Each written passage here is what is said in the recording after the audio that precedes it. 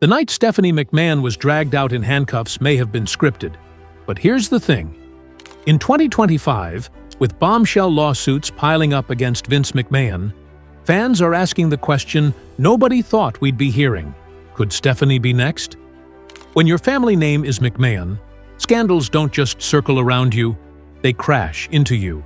And now, Stephanie's reputation is tangled up in a firestorm of controversy that threatens to redefine the entire WWE empire. Let's rewind to that shocking night in 2014. July 21st, live on Monday Night Raw, fans witnessed something they never expected. Stephanie McMahon, one of the most powerful figures in the industry, was humiliated in front of the world. The storyline kicked off when she confronted Brie Bella in the crowd. Brie had quit WWE in the storyline, but that didn't stop Stephanie from targeting her, mocking her, belittling her, and reminding her of the supposed mistakes she'd made leaving her sister Nikki behind. It was Stephanie at her best, or maybe at her worst, depending on how you look at it. The classic smug villain. But Brie wasn't backing down. She stood tall and threw Stephanie's own past actions back in her face. Remember that infamous slap? That wasn't just a passing moment. WWE built on it, turning it into something bigger. And now Brie was ready to make Stephanie pay. When Stephanie demanded security throw Brie out, Brie revealed she had already called the authorities. Within moments, real police officers appeared at ringside. What happened next became one of the most memorable visuals of the entire PG era. Stephanie McMahon, in her power suit, being handcuffed, arrested for battery, and dragged out while the entire arena erupted into Daniel Bryan's iconic "Yes" chant. The villain finally getting what she deserved. Fans ate it up. The arrest was carried beyond television and onto WWE.com and social media. Reports framed Stephanie as an emotional wreck while teasing charges of battery and resisting arrest. It blurred the lines between fiction and reality in the way WWE has always excelled at. But what made the segment legendary wasn't just the shock value, it was Stephanie's performance. Few in the business have leaned into being hated as much as she has. In fact, in a 2025 interview with Pat McAfee, she admitted openly, "I love being a heel. I hate being a babyface. It's the worst. I prefer being booed." That ability to play the villain to perfection is what made her arrest so satisfying. She knew how to make fans despise her, and she leaned into it completely. But as entertaining as that 2014 arrest was, real life would deliver something far darker, far more damaging to the McMahon name. Because in the years that followed, WWE wasn't just dealing with scripted scandals. Vince McMahon himself was hit with real lawsuits, real allegations, and real investigations that forced him out of the company he built. For Stephanie, her father's downfall has been both a curse and, strangely, an opportunity. It all started in 2022. The Wall Street Journal reported that Vince McMahon had secretly paid a $3 million settlement to a former WWE employee he allegedly had an affair with. That was just the tip of the iceberg. As more reporting came out, the number ballooned to $12 million across multiple hush money payments spanning decades. Suddenly, the empire Vince built was crumbling under the weight of scandal. By July 2022, Vince McMahon shocked the world when he announced his retirement as WWE Chairman and CEO. For the first time in history, Vince was out. In his place, Stephanie McMahon. The daughter who had once been handcuffed on TV was now leading the company for real, standing side by side with Nick Khan as co-CEO, while her husband Paul "Triple H" Levesque assumed control of creative. For 6 months, Stephanie looked like the face of a new reformed WWE. She spoke about changing corporate culture, about building a safer, stronger environment for employees, about turning the page on the old guard. But the fairy tale didn't last. In January 2023, Vince McMahon forced his way back onto WWE's board of directors. Within days, Stephanie announced her resignation as co-CEO. On the surface, her statement made it sound like a personal decision. But insiders like Dave Meltzer reported the truth. Vince was about to demote her. She didn't need the money, and she certainly didn't need the humiliation. So she walked away. It was a shocking move. Stephanie had grown up in WWE. She had been the bratty on-screen heel, the powerful executive behind the scenes, the corporate face on investor calls. And just like that, she was gone. The daughter of the man who had forced his way back in wanted no part of it. But here's the twist. While Vince's scandals were only beginning, Stephanie's story was far from over. By January 2024, the situation exploded again. A lawsuit was filed by Janelle Grant, a former WWE employee, accusing Vince McMahon of sex trafficking and sexual assault. The details were graphic, disturbing, and unlike anything WWE had ever been accused of before. It wasn't just hush money anymore, it was criminal allegations. And while Stephanie was not named as a defendant, her name appeared in the lawsuit as Corporate Officer Number 3, allegedly aware of other misconduct. That mention was enough to fuel rumors. Fans began asking if Stephanie herself might one day be forced into court. Was she just a bystander? Or did she know more than she let on? Meanwhile, Vince's troubles only grew. In October 2024, a lawsuit was filed alleging that WWE enabled the sexual exploitation of minors in the 1980s. Vince and Linda McMahon were both named as defendants. By April 2025, more plaintiffs had joined the case. At the same time, Vince was subpoenaed in a federal investigation. Hit with a $400,000 fine by the SEC for failing to disclose $14.6 million in settlements, and facing shareholder lawsuits claiming he manipulated the WWE UFC merger. This was no longer the invincible Vince McMahon. This was a man drowning in legal battles, forced off WWE's board, abandoned by Netflix, and publicly disgraced. And through all of it, Stephanie remained silent. She distanced herself, rarely appeared in public, and avoided commenting on her father's scandals. For many, that silence was strategic. The further Vince sank, the further Stephanie stepped back, keeping her name clear of the mud. But in WWE, no goodbye is ever forever. Because in 2025, Stephanie McMahon shocked everyone by returning to WWE, not as an executive, not as the villainous authority figure, but as the host of a brand new documentary series. Stephanie's Places, a spin-off of Peyton Manning's ESPN franchise, was announced. Instead of playing the power-hungry boss, Stephanie was now a storyteller, sitting down with legends like Stone Cold Steve Austin and Cody Rhodes to tell the stories behind the characters. It was a carefully chosen role, far away from boardroom politics, far away from lawsuits. A project that let her celebrate WWE's history while avoiding its present controversies.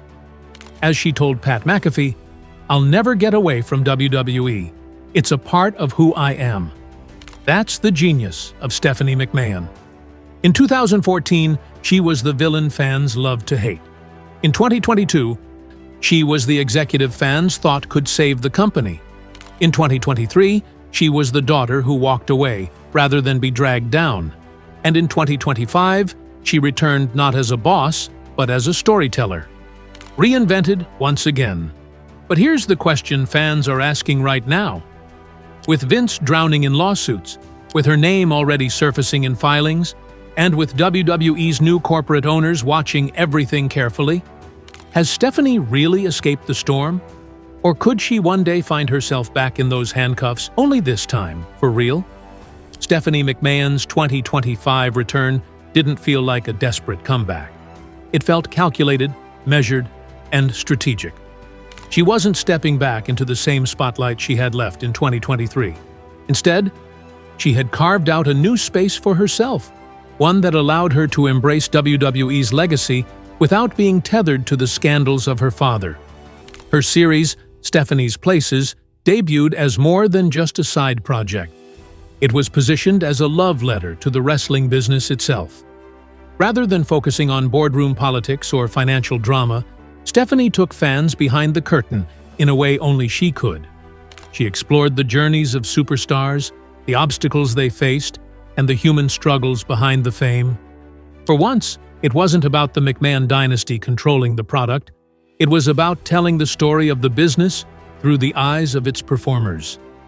In interviews, Stephanie framed the show as her chance to spotlight resilience.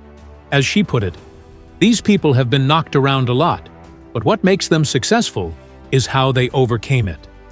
That perspective wasn't just about the wrestlers she interviewed, it mirrored her own journey. Stephanie had been knocked down, forced out of her executive chair, and dragged into the shadows of her father's scandals. But here she was, reinventing herself on her own terms. Still, the shadow of Vince McMahon loomed large. Every new lawsuit, every damaging headline threatened to pull her name back into the storm. The Janelle Grant case, the SEC penalties, the Ring Boy lawsuit, the shareholder battle, all of these legal nightmares painted a picture of a man whose empire had crumbled. And Stephanie, despite her silence, couldn't entirely escape. After all, she was still referenced in legal filings. She was still the daughter of the man at the center of it all. The timing of her return raised questions. Was this about WWE, or was it about survival? Was Stephanie using the project to shield her reputation, to remind fans of who she was beyond the lawsuits? To separate herself from Vince before it was too late? Many industry insiders saw it as exactly that. A carefully orchestrated pivot. And maybe it worked. While Vince was increasingly isolated, stripped of his power, fighting off lawsuits, facing humiliation after humiliation, Stephanie was reintroduced to the public as something else entirely. Not the daughter of a disgraced billionaire, but a storyteller, a historian, a survivor. The contrast could not have been sharper. What makes Stephanie's path so fascinating is how it reflects WWE itself. This is a company built on reinvention. Characters die and are reborn. Careers end, only to restart with new gimmicks. And for decades, WWE's greatest storylines blurred the line between reality and fiction. Now, Stephanie McMahon was living that very pattern. In 2014, her arrest was fiction. In 2025, the scandals surrounding her father were horrifyingly real. And her reinvention? That was her storyline. One she wrote for herself. But fans are left asking, how far can Stephanie really separate herself from Vince McMahon? The lawsuits aren't over. The Ring Boy case continues. The Janelle Grant lawsuit presses forward with disturbing allegations that refuse to disappear. The SEC fine was paid, but shareholder litigation remains unresolved. Vince may have avoided criminal charges, but civil court is still waiting for him. And with her name tied to the company during key years, Stephanie is not immune to scrutiny. The irony is that Stephanie McMahon has always been at her best when playing the villain. She thrived as the on-screen heel, the arrogant authority figure, the executive who always seemed to pull the strings. But in the real world, that role is far riskier. If she leans too far into her father's shadow, she risks being dragged down with him. If she distances herself too much, she risks betraying the very family name that built her career. So, what does Stephanie McMahon want now? Some believe she's positioning herself for a long game, that once the dust finally settles and Vince is completely erased from the picture, Stephanie could return in a bigger way. Not just as a host, but as a figurehead. A symbol of WWE's connection to its past, but also a clean face for its future. Others believe she has no intention of stepping back into that world, that Stephanie's places is her compromise, a way to stay involved without ever being trapped in the politics again. And yet, there's one thing we know for sure. She'll never be free of WWE. As she admitted herself, it's in her blood. It shaped her. It made her. It's who she is. That's the paradox of being a McMahon. You can try to walk away, you can disappear for 2 years, but sooner or later, the business pulls you back in. As of now, Vince McMahon's legacy hangs by a thread, stained by scandal after scandal. Stephanie McMahon's story, however, feels unwritten. She's not the villain anymore. She's not the executive savior either. she's something in between. A survivor standing between the wreckage of the past and the uncertainty of the future. And fans can't help but wonder. The night Stephanie was dragged away in handcuffs in 2014 was scripted. But if the walls finally close in on the McMahon empire, if the lawsuits keep piling up, if the scandals can no longer be contained, will fiction become reality?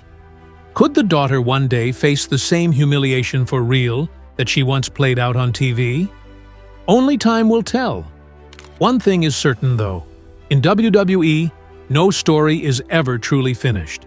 No exit is ever final. And for the McMahon family, every ending is just the setup for the next chapter. Thank you for watching. If you enjoyed this deep dive into the McMahon dynasty, hit that like button, subscribe to the channel, and click the video on your screen right now for more stories that reveal the shocking truths behind wrestling's biggest legends.